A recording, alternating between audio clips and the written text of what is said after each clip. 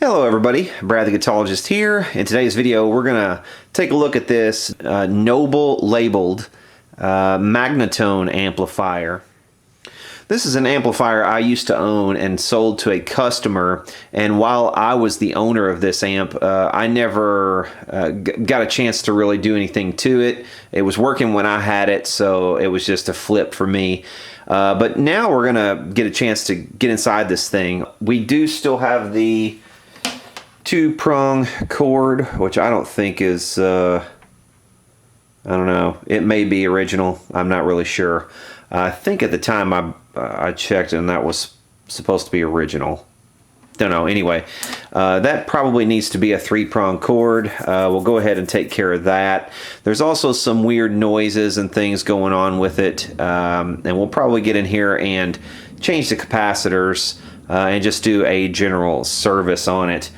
You can see it has a weird shape here. This amp also features two 6V6 power tubes for around 12 watts or something like that. We have two instrument inputs, mic volume, an instrument volume, and a tone with the switch on it. We have also an extra AC outlet, which is a bit strange for a little amp like this. We got a jewel light and a fuse here on the back. This says Don Noble Company on it, right here. I don't know if you can see that or not, but it says Don Noble Company, although once again it is not made by Noble. One other thing to note before we move on, the only indication of any kind of model number on this is, or name, is this, Deluxe Model, and that's it. This thing is kind of like a Fender Deluxe of the same era. Let's open it up and take a closer look. Alright, here we are with this back door off of the thing. I see some codes already on these tubes here. And it looks like 1951, 22nd week, 26th week of 51, and the other tubes in the back there, 1952, 4th week. All of them are labeled 188-5, which is the Owensboro, Kentucky GE plant. See, let's go ahead and pull the chassis and we'll get a look at some other codes. Alright, here's the rear of this amp with the chassis out, and you can see it's all plywood. Just a weird amp though, and kind of a weird way that the chassis goes in here. I'm not sure I quite like it. It had like a little board that slid in here, and then the chassis kind of set on top of this and angled around the back of this little board. And the board just was kind of tacked in with a couple of nails, one on each end. You can see here the speaker is not original. This is from a 1977, probably Fender Super Reverb. Actually, this is not a 12-inch speaker. This is a 10-inch speaker. Here's the top of this chassis out on the bench, and I don't see any codes on the transformer, at least not yet. But we'll take a little closer look at that. Yeah, here from the rear of the chassis you can see a transformer code there, and it is the 50th week of 1952 by the look of it. That 1689 should be the part number, and that, I think that's a triad transformer, because this one certainly is a triad transformer with the part number on it as well. And this is correct. These amplifiers, at this time at least, Magnatone, were made in California. Later on they would move to Pennsylvania and change the name of the company to SD. But this is when they were still in California. Okay, here's the inside of this amp, and from where I sit, this thing looks completely untouched, and that includes the power cord that we are going to replace. We have a depth capacitor down here. We have the Sprague Bumblebee capacitors here, which frankly don't usually hold up so well as coupling capacitors in amplifiers. They have this big renown as you know, the capacitor to go to if you have an old 50s Gibson or something, guitar. In the guitar, it doesn't really matter much on the tone knobs for the guitar, but in amplifiers, those are really not what you want to see in an amplifier. Interestingly, these looks like paper and wax capacitors here are labeled Magna. That's a Magna labeled capacitor. I've never seen a Magna labeled capacitor. Interesting. Some Illinois Condenser Company. Illinois Condenser Corp, I thought they were.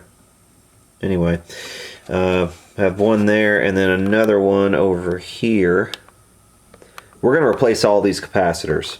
The reason for that is, once again, two of them are paper and wax, and at this age, 1952, that's not really good.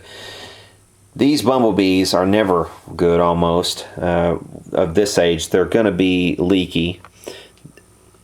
This needs to go anyway.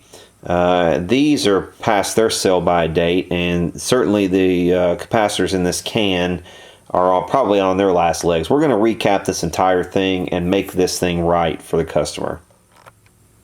Okay, the wiring on this is pretty much complete with the exception of the power cord. And I'm going to bypass this auxiliary plug because it's cracked on the front, and you could actually accidentally put your finger on one of the leads. So I'm just going to bypass this because it's unsafe, and we're just going to go through the we're going to go from the hot to here and out of the other, well, out of the end actually onto the switch, and then through and then back out. Okay, this is all complete. We're ready to fire this thing up for the first time on the Variac. The speaker cabinet is hooked up off camera. You can't see it, but it is hooked up to the original cabinet. And let's turn it on. Get some volume on one of these channels. We'll just start dialing it up slowly.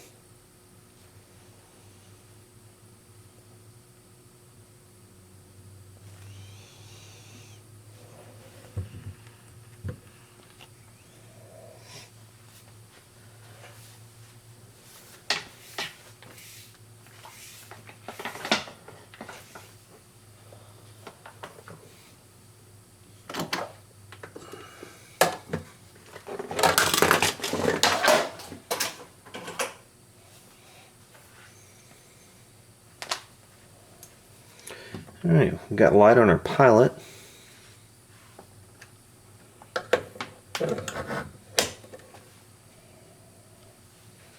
Check the microphone channel first.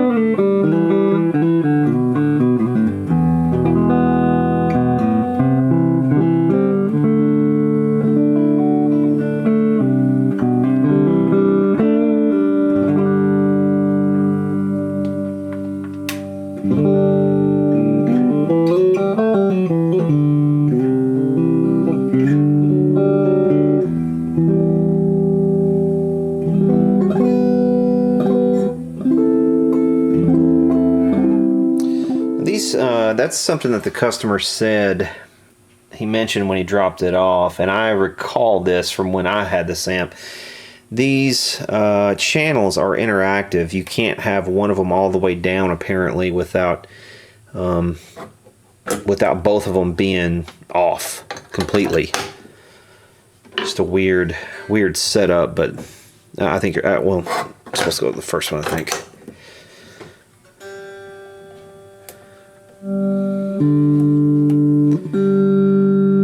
Okay, the exception is the, I guess you're supposed to use the instrument first, and then you can mix in the microphone. It's just a weird thing, but that's the way it works. There is not a schematic for this amplifier online anywhere, so you know, making changes, I would have to basically draw out a schematic or trace everything out, you know, before doing anything like that.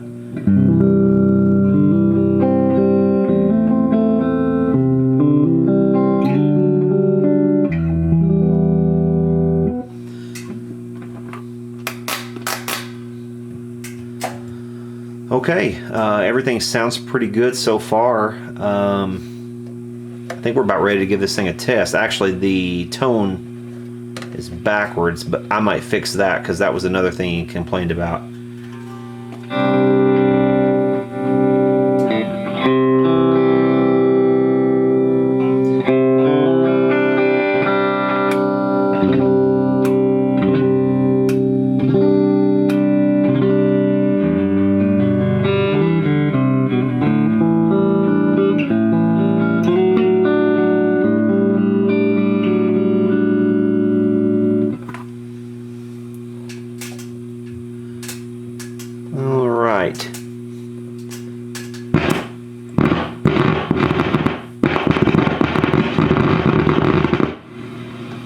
We do have a noisy tube or tube socket for V1, so I might have to replace that tube. Let's see. Let's turn this down.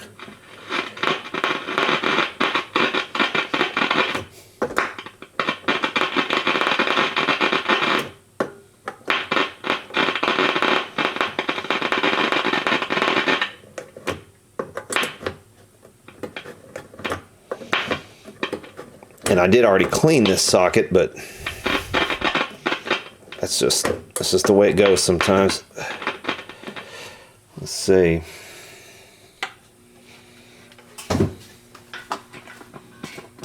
It sounds better already. It's less noisy.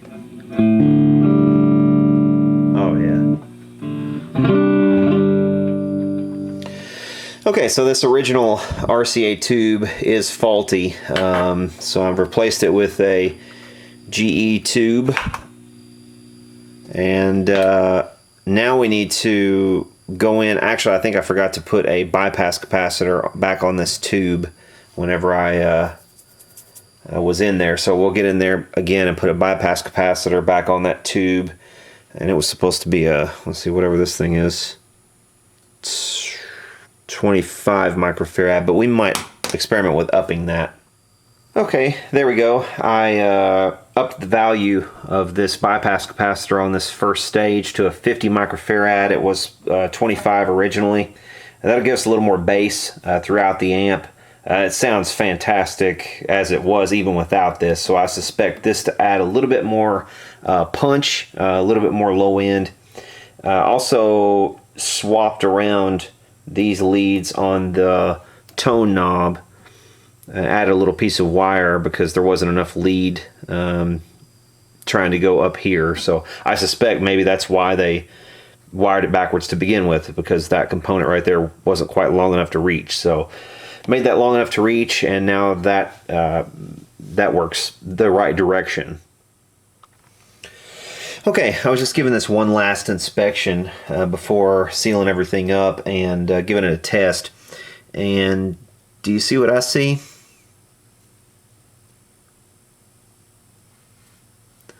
Look right here. See this? How this is just poked straight through? This is grid 3, the suppressor grid, which is pin 3. Pin 5 over here is the cathode. So this wire that's connecting the two is just poked straight through, and look at this. See that? It's not even fully soldered on there. It's just poked through a very small hole. So what I need to do is bend this over and get a good physical connection and resolder that. That has been like that from the factory all its life.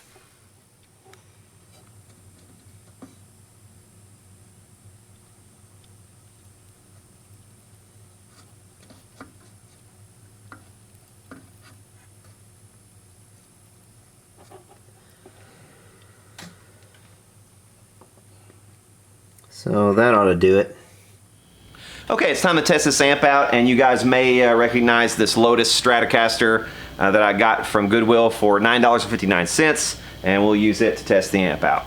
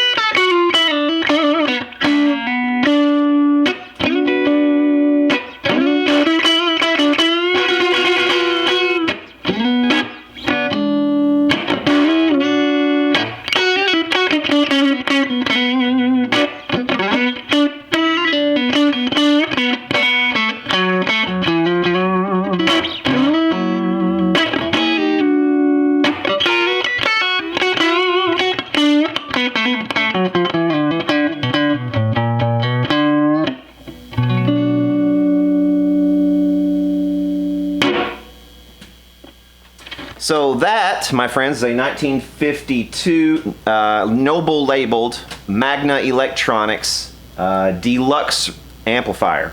Hope you guys have enjoyed this video. If you have, please hit subscribe. Also wanted to let you know about another channel that I have. Down in the description and in the first comment, I'll pin a comment about it. I've created another channel under my name, Brad Lindsay. And I'm gonna dump off a bunch of stuff. I've got some old VHS tapes of old demonstrations of gear and old lessons, and I've got a bunch of old stuff like that. And also I've got some outtakes of some of my previous videos, and I'll probably have outtakes of other videos and bloopers and stuff like that I'll just kind of pile over onto that channel. If you guys are interested in something like that, hit subscribe on that channel as well to keep up with that one. I've already got about 30 videos or something, so you can go check those out if you're bored. Yeah, so thanks for sticking around.